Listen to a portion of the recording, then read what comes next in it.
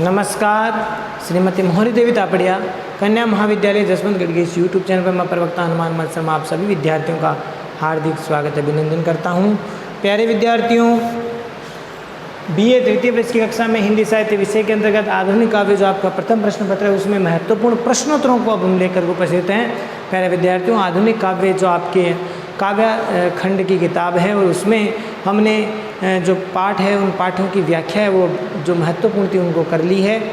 तो अब हम व्याख्याओं का अर्थ ग्रहण करने के बाद में अब इन्हीं पाठों से जो महत्वपूर्ण प्रश्नोत्तर बनते हैं उन प्रश्नों की चर्चा हम करेंगे।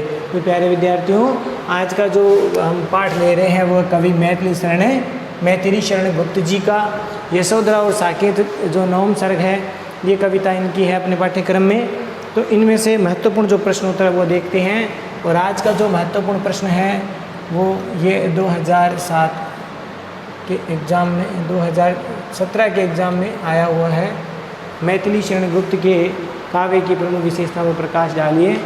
तो या फिर मैथिली शरण गुप्त के काव्य में आदर्श और नैतिकता की गहरी छाप देखी जा सकती है। इस कथन के आधार पर गुप्त जी के काव्य सौंदर्य पर प्रकाश से डालिए। तो मैथिली शरण गुप्त जी जो कि राष्ट्रीय कवि हैं और गांधी जी ने इनको राष्ट्र कवि की उपाधि दी थी भारत भारती रचना के बाद में। और भारत भारती जो रचना है वो 1912 में आई थी। प्यारे विद्यार्थियों, प्रकाशन 1912 में हुआ था भारत भारती। और इनके बाद ही इनको गांधी जी ने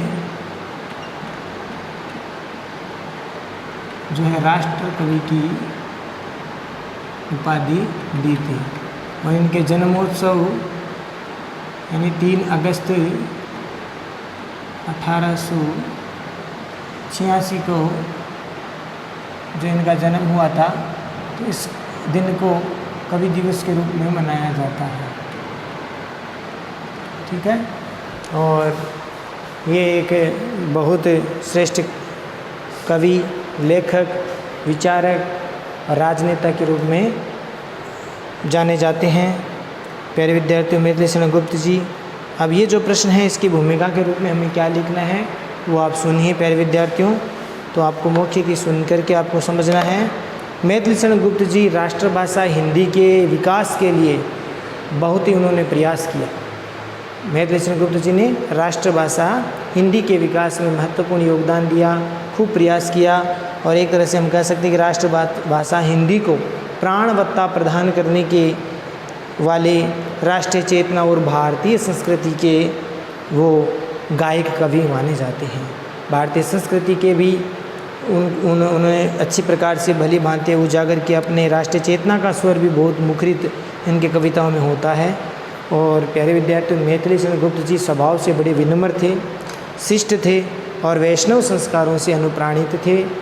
इनके माता पिता से संस्कारों में वैष्णव संस्कार या फिर गांधी जी का अनुकरण करके इनके भीतर में वैष्णव संस्कार उजागृत हुए। गुप्त जी ने हिंदी साहित्य के क्षेत्र में सन 1908 में रंग में भंग, हिंदी साहित्य के क्षेत्र में सबसे पहले जो पदार्पण हम कह सकते हैं, इनकी रचना 1908 में आई थी, रंग में भंग या रंग में खंडन।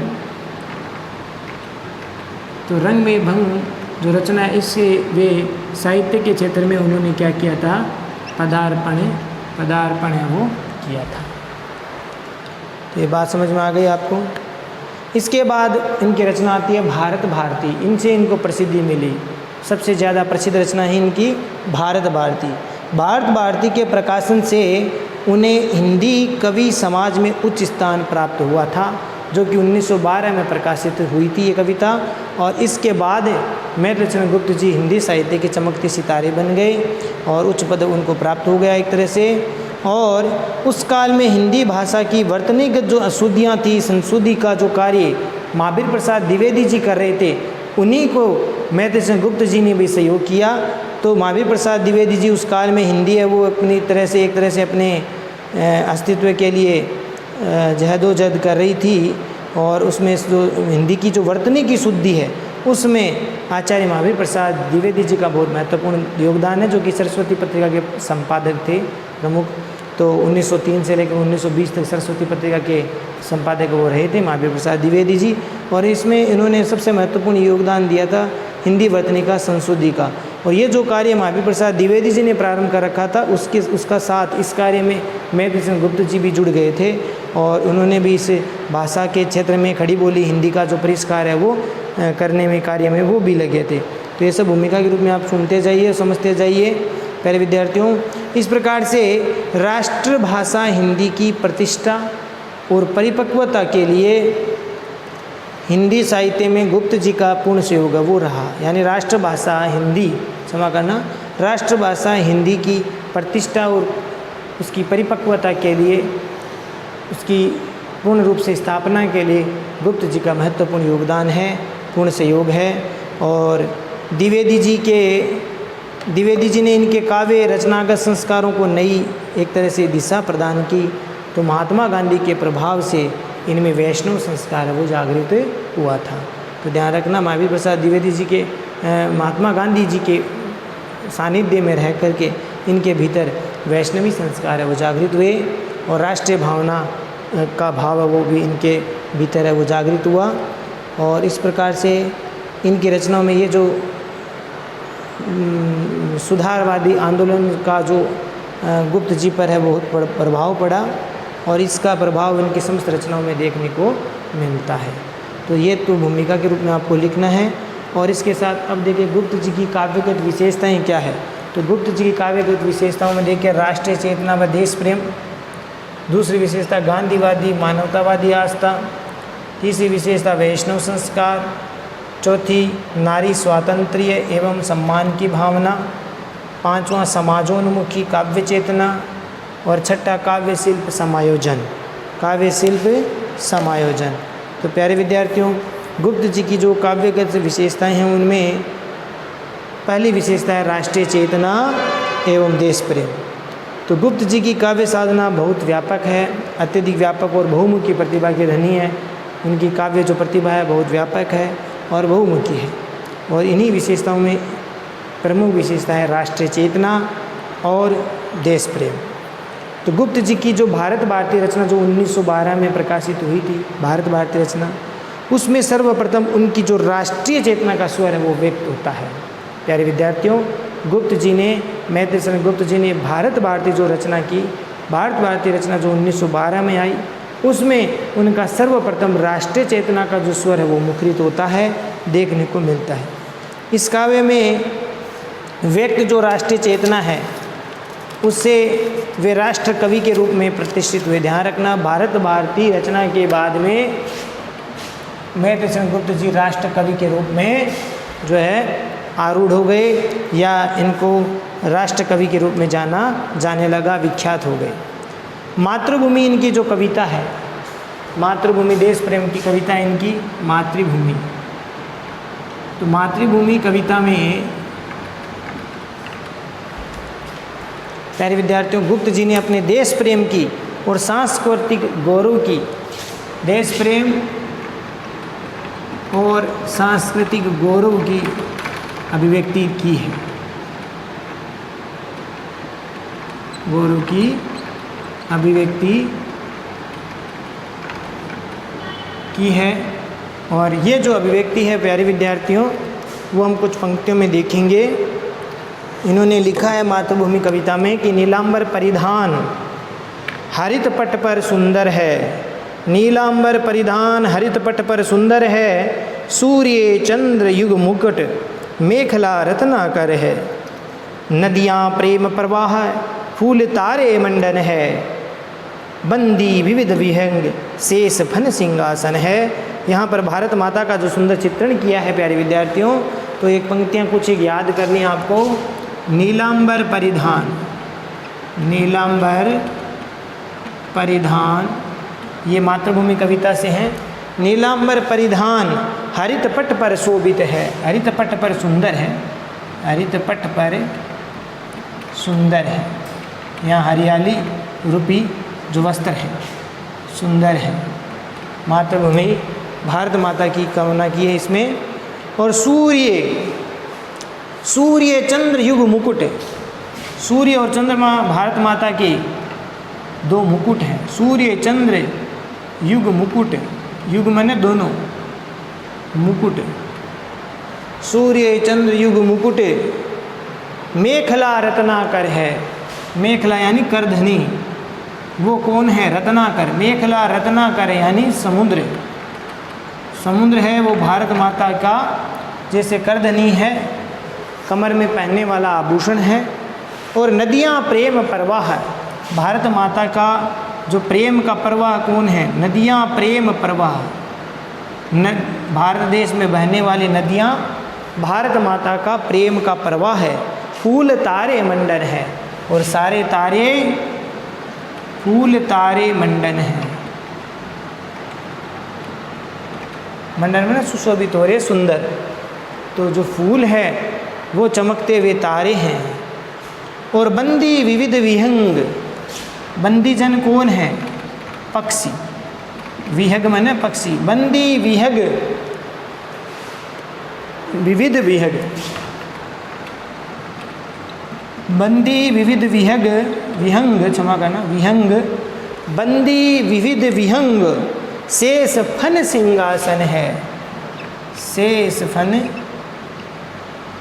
और शेषना का फन भारत माता का सिंहासन है। तो इस प्रकार का भाव यहाँ पर व्यक्त हुआ है।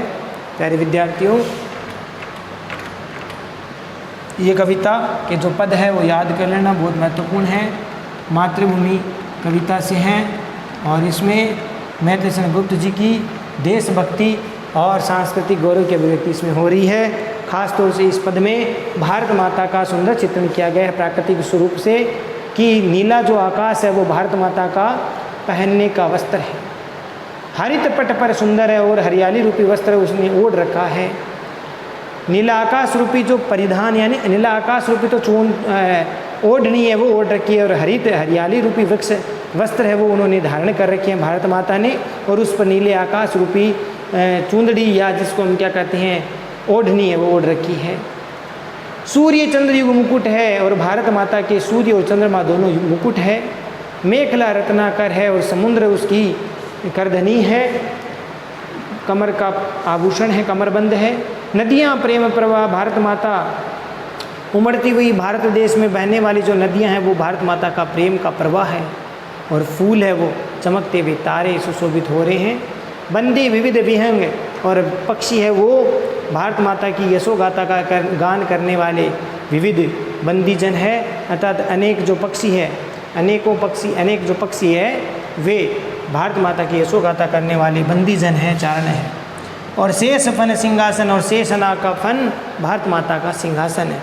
तो इस प्रकार की रचनाओं में भारत माता की के प्रति गुप्त जी की जो है एक तरह से समर्पण की भावना, भारत माता के गौरव की भावना व्यक्त हो रही है। तो इस प्रकार से सांस्कृतिक गौरव के साथ अभिव्यक्ति दी है। गुप्त जी के सामने प्राचीन गौरव और आधुनिक राष्ट्रीयता से युक्त देश और समाज की संकल्पना की थी। गुप्त जी के सामने प्राचीन गौरव की, भारत माता के अपने भारत देश के प्राचीन गौरव की, और आधुनिक जो राष्ट्रीयता है उससे युक्त देश की और समाज की संकल्पना थी। फलस्वरूप युगीन यानी उस समय की जो चेतना का जो स्वर है उनकी कविता में साफ दिखाई देता है, अधिक मुखरित होता है। तो देखिए इनकी कविता है, हम कौन थे क्या हो, हम कौन थे, हम कौन थे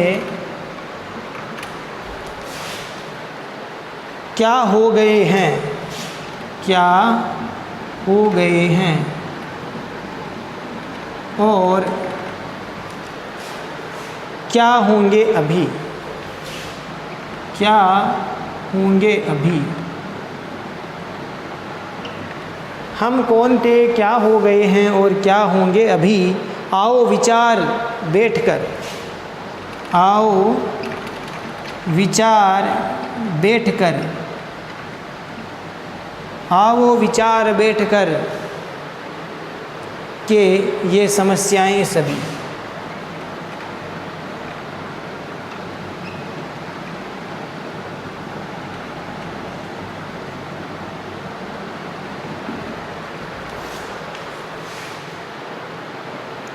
आओ विचारें, विचारें बैठ करके ये समस्याएं सभी। तो इस प्रकार की पंक्तियाँ आप लिख देना।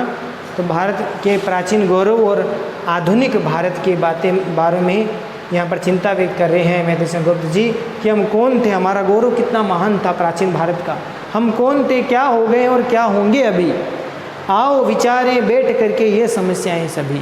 तो ये जो पंक्तियाँ हैं वो गुप्त जी की प्राचीन गौरव और आधुनिक राष्ट्रीयता से युक्त देश और समाज की संकल्पना व्यक्त करती है और उस समय की चेतना का स्वर इन कविताओं में देखने को मिलता है। तो ये थी विशेषता, पहली विशेषता राष्ट्रीय चेतना और देश प्रेम। दूसरी विशेषता और देख लेते हैं प्यारे विद्यार्थियों, गांधीवादी मानवतावादी आस्था।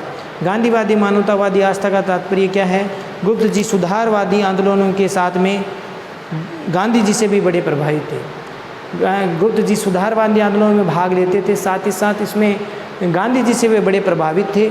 इस कारण से, क्योंकि वो पराधीनता काल का समय था, पराधीनता काल था और उस समय जो है चारों ओर महात्मा गांधी के चर्चे भी थे और सभी जो लोग हैं महात्मा गांधी के आवाज़ पर सभी इकट्ठे हो जाते थे और उस समय उनकी रचनाओं में गांधीवादी चिंतन का पर्याप्त समावेश देखने मिलता है। उनके काल में गांधीवादी विचारधारा देखने को मिलती है। गांधी जी से बड़े प्रभावित थे। उन्होंने जनसाधारण का कल्याण करना, लोक मंगल का प्रसार करना, सत्कर्म करने की प्रेरणा देना, सादा जीवन उच्च विचार का आचरण करने पर बल दिया। किसने? गुप्त जी ने। गुप्त जी ने कहा जनसाधारण का कल्याण करना, लोक मंगल का प्रसार करना, सत्कर्म की प्रेरणा करना प्रदान करना और सादा जीवन उच्च विचार का आचरण आदि पर बल दिया। और साकेत महाकाव्य में गुप्त जी ने गांधीवादी और मानवतावादी चिंतन आस्था को सशक्त अभिव्यक्ति दी है। गांधीवादी विचारधारा को, मानवतावादी चिंतन को इस साकेत जो महाकाव्य है उसमें सशक्त अभिव्यक्ति दी है। और इस संबंध में वनवासी राम का कथन है, पर जो मेरा गुण कर्म स्वभाव धरेंगे वे औरों को भी तार पार उतरेंगे। राम क्या कहते हैं कि पर जो मेरा गुण कर्म स्वभाव धरेंगे वे औरों को भी तार पार उतरेंगे। ये आप देख सकते हैं, वन में निज साधना सुलभ धर्म से होगा, जब मन से होगा तब न कर्म से होगा। संदेश यहाँ है मैं नहीं स्वर्ग का लाया, इस भूतल को ही स्वर्ग बनाने आया, इस भूतल को स्वर्ग बनाने आया। ये आप देख सकते हैं कि वन में निज साधन सुलभ धर्म से होगा, जब मन से होगा तब न कर्म से होगा। संदेश यहाँ मैं नहीं स्वर्ग का लाया, इस भूतल को ही स्वर्ग बनाने आया। तो यहाँ पर ये राम व्यक्त कर रहे हैं और अपने भाव। गांधी जी ने जिस राम राज्य की आदर्श कल्पना की थी प्यारे विद्यार्थियों, और जिस विश्व मानवता का उद्घोष किया था, गुप्त जी ने उसी को पूर्णता से समर्थन भी दिया है। गांधी जी की कामना थी कि राम राज्य बने, आदर्श कल्पना राम राज्य की थी और पूरे विश्व की मानवता का कल्याण हो, ऐसा भाव था। तो गुप्त जी ने इस बात का पूरी तरह से समर्थन भी किया और अपनी रचनाओं में विश्व बंधुत्व मानवतावादी आस्था है वो व्यक्त की थी। एक छोटी सी पंक्तियाँ हैं कि किंतु हमारा लक्ष्य एक अंबर भूसागर, किंतु हमारा लक्ष्य एक अंबर भूसागर, एक नगर सा बने विश्व हम उसके नागर। एक नगर सा बने विश्व हम उसके नागर, यानी हम उसके नागरिक बने, एक नगर हो। हमारा लक्ष्य एक आकाश, एक समुद्र, एक पृथ्वी हो और एक नगर बने, विश्व सारा एक नगर बन जाए और हम उसके नागरिक बन जाए। इस प्रकार से एकता का भाव यहाँ पर, विश्व बंधुत्व की भावना यहाँ पर व्यक्त हो रही है। तो प्यारे विद्यार्थियों, आज हम केवल इनके दो ही विशेषताओं को हम देखेंगे। आशा करता हूँ आपको समझ में आ गई होगी।